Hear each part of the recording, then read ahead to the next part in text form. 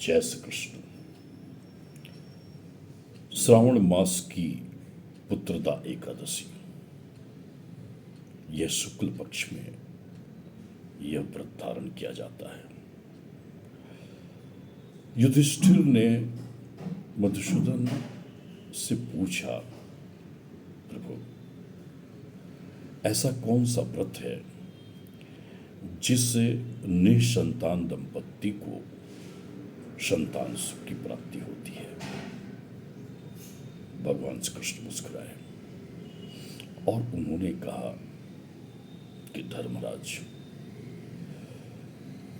श्रावण मास के शुक्ल पक्ष की जो एकादशी है उसे पुत्रदा एकादशी कहते हैं। इस एकादशी के व्रत रहने से निसंतान को पुत्र सुख की प्राप्ति होती है, उसका वंश चलता है, यह वंश वृद्धि का ही फल उसे मिलता है।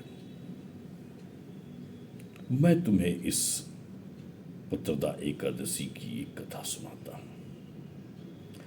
द्वापर युग में एक नगरी थी जिसका नाम था महिष्मति।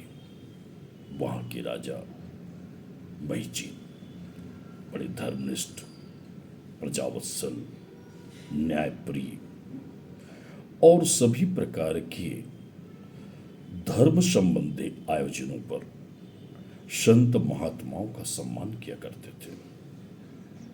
पर वृद्धावस्था में भी महाराज जी को संतान सुख की प्राप्ति नहीं हुई।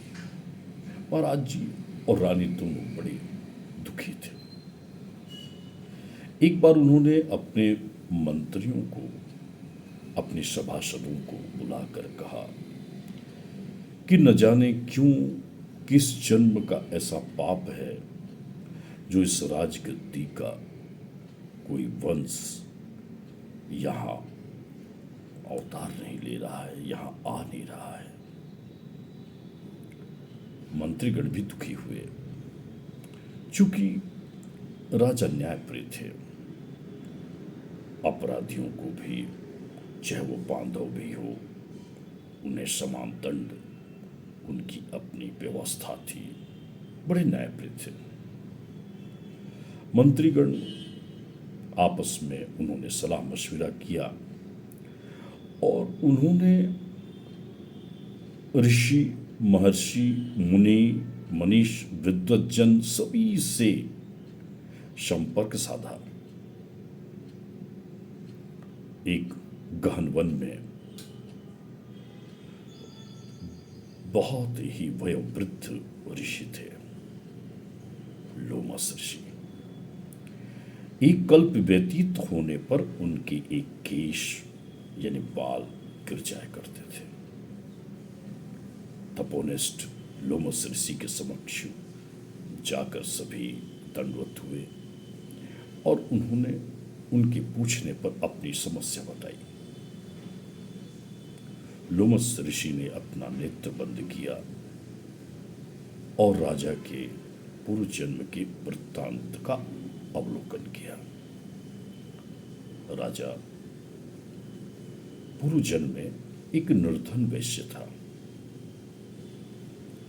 ऋषि ने इस अवलोकन के तत्पश्चात सभी मंत्रीगणों को बताया।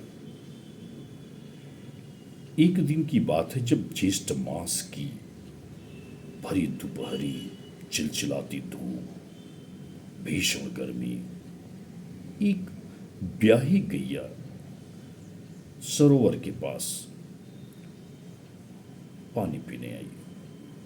उसी समय वह निर्धन वैश्य भी आया। चूंकि वह गांव से गांव व्यापार किया करता था, पर वो भी 2 दिन का भूखा प्यासा था। वह जैसे ही तालाब में पानी पीने उतरा तो उन्होंने देखा कि ये गैया वहां के पानी को थोड़ा सा मटमैला कर रही है, तो उसने उसको भगा दिया। पानी स्थिर होने के तत्पश्चात उस वैश्य ने वहां पानी पिया। बस ऋषिवर ने कहा, मंत्रिगणों, यही उस वैश्य का पाप था जो इस जन्म में महिजीत राजा को आज भी लगा है। उनसे कहना श्रावण मास की एकादशी की शुक्ल पक्ष पुत्रदा एकादशी का व्रत विधि विधान से करे। राजा ने आज्ञा का पालन किया और भगवान की अहेतु कृपा एकादशी व्रत की महात्म के कारण उन्हें संतान की प्राप्ति हुई। युधिष्ठिर ने भगवान को दंडवत प्रणाम किया। यह हमारे व्रत की जो वैज्ञानिकता है, जो तिथियों के उस ऋतुओं पर, उस समय ग्रहों की संचरण स्थितियों पर, जो इस पृथ्वीलोक में जो रश्मियों का एक पुंज, एक प्रभाव उस व्रतधारी पर पड़ता है, तब उसकी संज्ञक यानी उस व्रत के नाम के अनुसार उसको फल प्राप्त होता है,